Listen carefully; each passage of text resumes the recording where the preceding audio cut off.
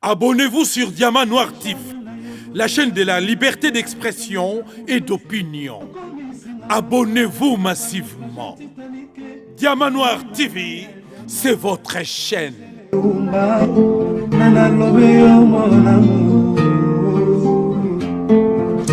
Téléfortifia de mon corps en cas de rechute.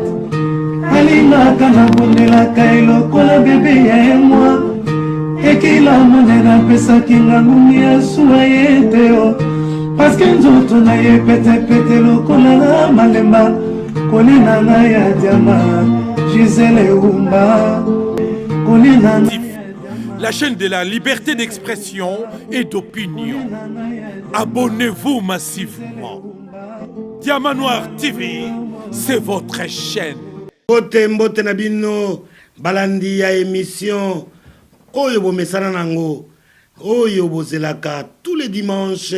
Ne jugez point émission na bino yango yo e bandi dimanche lelo na pesi bino ba mbote na mabota mabino bisika bozwami tika ite toka bulama te ya oyo bile ya molimo entre ngana bino pote tokoka koyoka liloba tolanda liloba oyo ezali bilei na biso bana na nzambe.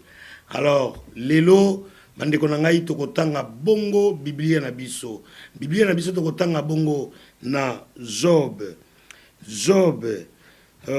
chapitre 42 verset 10.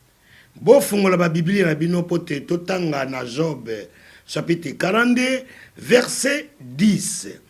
Job chapitre 42 verset 10. Elobi na biso nini? Toko tanga bongo na kombo ya Yesu Masia. Po ye azali mobikisi pe sauveur na biso. Alors, tozali kotanga bongo na Job chapitre 42 verset 10.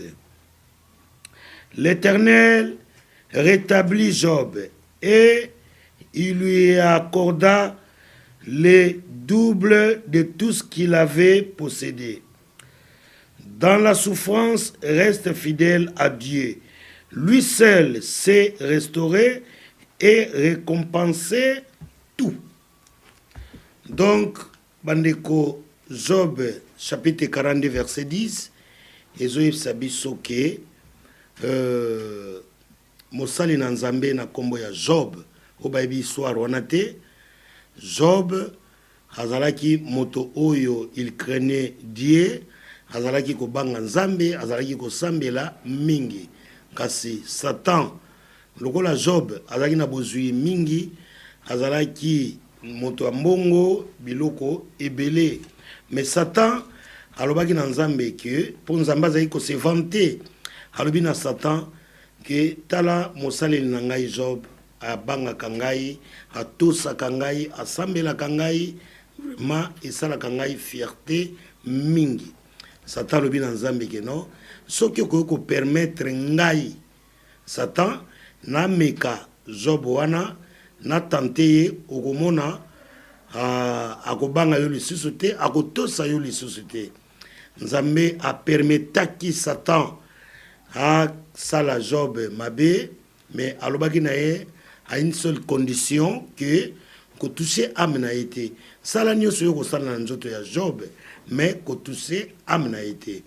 Satan akitaki na se asalaki oyo akoka kosala na nzoto ya Job, akomisaki ye, abimisaki ba lepre na nzoto, akomisaki ye lepre, bozwi wana nyonso tu Satan avidaki yango, akwesaki ye, atikaki ye par terre, atikaki ye ka bongo te, atikaki ye suna maladie na nzoto.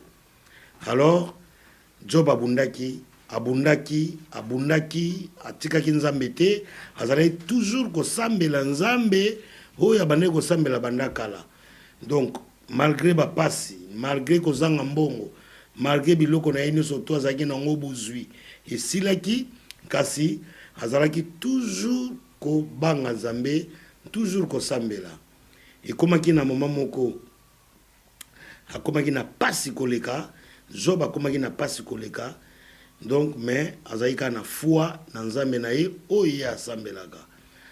Tangu Satan azongi pa ya nzambe, ayebisi etala omoni moto na yo na touché ye mais vraiment aza makasi azali kaka kobondela mpo na yo azali kaka kosambela nzambe asalaki nini azongisaki biloko ya Job bozwi na ye bambongo na ye balor na ye badiama na ye azongisaki yango fois 2 donc nzambe alingi koloba na biso boye na mokanda ya Job 42 verset 10 hata lelo ozali na basouffrance hata lelo ozopase bamoma difficile hata lelo ozali na mikakatano hata lelo ozali so na bozwi te kasi kangama kaka na nzambe kangama na Yesu Masiya nzambe akopesa yo oyo kutu okanaki te oyo kutu ozalaki nango oyo Job azalaki nango ezalaki moke kasi oyo nzambe azongiselaki ye ezalaki mingi donc bible elingi koloba na biso bapasi baminyoko bakozanga bakolela bamaladi soki eyeli yo kodute te kangama be na nzambe bondela be nzambe oyo azali na likolo oyo akeli ngai na yo akoyoka kolela na yo akotika yo te akopesa yo oyo ozalaki nango akopesa yango aza capable amultiplier yango fois 100 fois 200 fois 10 fois 50 condition kaka ke okangama na ye obanga ye osambelela ye oyoka parole de Dieu otia yango en pratique wana okomona ndenge nzambe asalaka ndenge mpe akosala na nzoto na yo donc bandeko na ngai Job chapitre 42 verset 10 elingi koloba ke to découragé te tolanda exemple ya Job ndenge azalaki na bozwi mais azalaki kaka kobanga nzambe azalaki kaka kosalela nzambe azalaki kaka koprier donc biso na mokili oyo nayebi ke ndeko oza kolanda ngai quelque part dans le monde ozo passer ba moment moko difficile ozo ba koza yo moko seul awa na mokili ozo leka ba maladie ezo silate ba pasi kozanga souffrance kozanga mbongo ba nyongo yebi ninga kofuta ngote maladie na kati ya libota yo moko santé ezo tungisa makambe belé ezo simba te ozo passer ba moment difficile. Bien-aimé na yebisa yo na minute oyo yo muto za kolanda ngai ozali yo moko te ozali na nzambe donc kangama na nzambe okomona ke nyonso wana ekoleka nzambe ako restaurer vie na yo nzambe akopesa oyo yo ozangi nzambe akopesa oyo yo ozali koluka à une seule condition que oluka elongi na ye osambelela ye oyokaka parole na ye osokola motema na yo et puis ozala na foi donc kondima sokoza na kondima makambo ozosenga epai ya nzambe yebaka ke okozwa yango donc na minute oyo yo ndeko ozolanda ngai tia elike na yo epai ya nzambe okomona nzambe akosala mpo asalaka loboko ya nzambe eza mokuse te eza molai ekokoma ti pai bato nyonso bazali oyo bazobelela ye oyo bazoluka ye eza te kozoluka na yo ye te ozobelela ye te asala kaka mpo na yo non epai ya nzambe emarchaka bongo te fo obelela ye amona ke oza na besoin na ye oza na besoin na elongi na ye oza na besoin osalela ye oza na besoin ondimela ye oza na besoin oyamba ye comme sauveur mobikisi na yo okomona ke miracle ekosalema donc bomitika komitungisa bandeko oyo bozali kolanda ngai ne juge point ya dimanche ya lelo kangama na nzambe okomona loboko ya nzambe donc Job 42 verset 10 eke na biso mosika te ezali koyebisa biso ke soki toluki ye soki tolandi ye soki totiki oyo toza nango sikoyo mpo toluka elongi ya nzambe akopesa biso le double nango akopesa biso plus ndenge asalaki kaka na Job ndenge mpe akoki kosala na ngai na yo ndeko mutu ozali kolanda ngai donc elingi koloba maladi minyoko bakomba oza nango bakomba oyo ozoleka bamoma difficile oyo ozotraverse na ngonga oyo pesa mikumba na yo epai ya nzambe bible ekuta elobaka yango bino nyonso boza fatigué boya na mikumba na bino epai na ngai. Ngai yango nani? Yesu Masiya. Yende azali mobikisi na biso, yende sauveur na biso. Pour tout ça la erreur, nul peut passer chez le Père sans que aleka epai ya Masiya Jésus-Christ. Donc soza na mikumba ya kanango pai na Yesu, Yesu nde akomatsango pai ya tata, nde solution ekozwama. C'est simple. Kuluka musikate, kuluka gauche te, kuluka droite te. Yo mutuzola nanga na ngonga oyo. Na nyonso zo traverser, ukena ngo musikate, yaka nango pa Masiya, Masiya kozwa problème na yo, ako transmettre pa ya papa, nde solution ekozwama. Pamba te soko tie likia na mota mokili, kozala dessus moko nanu o monate. Bato nyonso batia elike na bango na bata mokili, baza toujours déception. Déception, ils ont la rapport na biso bata mokili.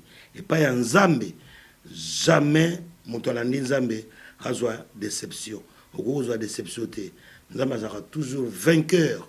Sozo salela ye, soki ozo landa ye, soki ozo ka parole na ye, oko zala toujours vainqueur.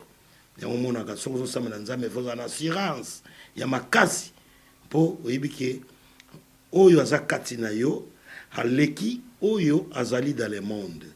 O azali dans le monde ezali Satan, mais o azali kati na yo ezali bongo Nzambe. Ye moko en personne avandi pa na yo. 1000 ikoko ya na droite, 1000 ikoko ya na gauche, mais moko te lisasi moko te ko atteindre yo. Mona force ya Nzambe. Soki ondimeli soki ondimeli ete atako tu mi balayer na gauche, mi balayer na droite et kozwa yo poza protéger te. Mais soki ozali ko salela ye, soki ondimeli ye, vous allez protéger 1000 eko ya na gauche, 1000 eko ya na droite, atali sasi moko eko zoyote. Donc à partir ya ngonga oyo ndeko na ngai, tika komi lela, tika komi tungisama, tika koluka solution pa mususu. Yaka epai ya Nzambe, Nzambe nde solution.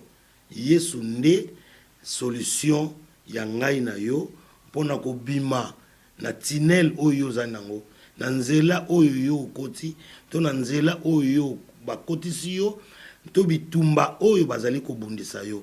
Po longango, po bima nango, obima vainqueur. Eza banzela minete, banzela mibalete, ezali kaka nzela ya Nzambe ndeko na ngai. Donc yo muto za kolanda ngai, tika kukanisa gauche droite, kanisa pesa makanisi na yo epai ya Nzambe, pesa makanisi na yo epai ya Yesu, ndo komona retour nango ekozala inapercité. Nzamba bosa na mutu moko te. Soki omoni ki ezoya te, tala façon na yo ya kobondela, tala façon na yo ya vivre, tala marche na yo, Nzamba lingi bato oyo bazalaka droit ke okwei oke na sama kolona ye kobondela halimbisa masumu na yo. Donc Nzambe oyo tozali kosambela azali Nzambe ya ba vivant, azali Nzambe ya ba weite, ayokaka oyo tozali kolela. Mais avant olela netola motema na yo, boya babinemi na batu, kozala jaloute na mokili, moninga zui beta maboko, tika makambo ya kotonga batu, ko juger pe batu te ndenge mission elobi ne juger point. Po soko yo juger te, yo pe ba ko juger yo te. Ozali nani po juger moto mokili? Ngai na bino basali biso na Nzambe. Tokomi ba nani po to bando juger batu ya mokili. To bandi ko juger batu trop rapidement. Nzambe asepelaka bongo te. Nzambe lingi batu oyo ba vivra na hypocrisie te. Ne juger point. Donc tala makambo ndenge ezali koleka, eza makambo so eza ba plan ya Nzambe. Nyonso esalemaka awa na se, Nzambe ayebi yango deja. Eloko moko tokobombela Nzambe ezali te. Donc Nzambe abosani moto moko te na se ya mokili ko juger moto te. Makambo nyonso ezali koleka wa Nzambe ayebi na se ya mokili. Donc elingi koloba zela tana yo, zela ngonga na yo, kozala presete po Nzambe ayebi avant obotama. Nzambe ayebaki yo ozalaki na libumu ya mama nzambe ayebaki yo ti obotami okomi na mokili oyo ya se nzambe ayebi yo te abosani moto moko te mais mpo ayeba yo susu makasi davantage esengeli kosambela esengeli koyamba Jésus comme sauveur na motema na yo nde okomona ba merveille ya nzambe nzambe azali compliqué te il suffit obondela ye il suffit osenga okomona oyo sengaki eko se réaliser. Voilà bandeko na ngai ne jugez point ya lelo nous allons que biso vers la fin maté na biso oazana mato ya koyoka ayoka oyo azali na motema ya kobomba abomba.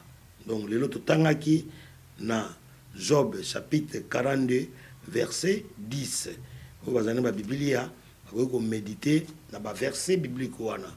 Donc voilà tokomi na biso na suka tokopesa bambote na bayebanandaki biso bomo mesano lokola mama Bibiche Pululu na Château Rouge. Merci nzambe apambola yo olandaka biso mingi ne juge pas na biso komelaka biso chaque fois olandaka biso nzambe apambola libota na yo tobosani te mama Christine motema ya papa Maketo na Bordeaux nzambe apambola couple na bino tobosani te mama Angèle motema ya papa Jansi nzambe apambola bino umesana kolanda biso tobosani te papa Lenkai motema ya mama Vero nzambe abatela apambola bino tobosani pete mama Julie Kama motema ya papa Martin Kama nzambe abatela couple na bino tobosani te Yemei ye wana azali parrain ya mystère Setola papa Martin Kunda na la marraine mama Nicole Kunda nzambe abatela couple na bino abomba bino tobosani te mama Kabibi na papa Brino topesi bino bambote na bino évangéliste John Makengo na mama Beya topesi bino bambote na bino ancien Michou papa Mpia papa Gomer, sans oublier les pasteurs Eman Kenda, la maman Blandine Kenda, bonne fête Nabino, ils ont continué toujours, fêter l'amour, et le kakiki toko, Nzambe a Pambola Bino. Sans oublier maman Jetou, maman présidente, maman Jetou Setoula, merci Nzambe a Bombayo, on continue, pour le biso ba verset biblique, pour na tokoka, kupanza sango, et l'amour, na mokili oyo na caméra tozaki bongo na Edino Image panza sango ya Congo boyebi ke topesi mes condoléances na Edino Image pambate akote kobungisa moko na kati ya famille na ye donc mes condoléances à famille Edino Image bo s'abonner na Diamant Noir TV po bo ratakate makambo nyonso oyo tozaka nango mpona kopesa bino